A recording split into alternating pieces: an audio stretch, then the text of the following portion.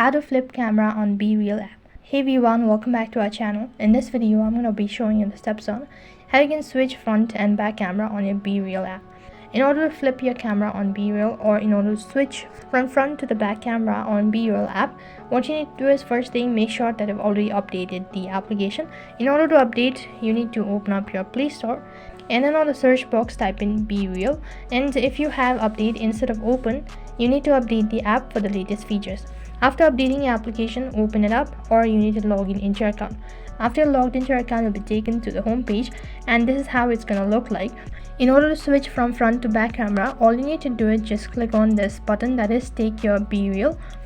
So as soon as you do this, you'll be able to see the back camera. And in order to switch it to your front camera, you need to click on this arrow icon in the bottom right corner of your screen.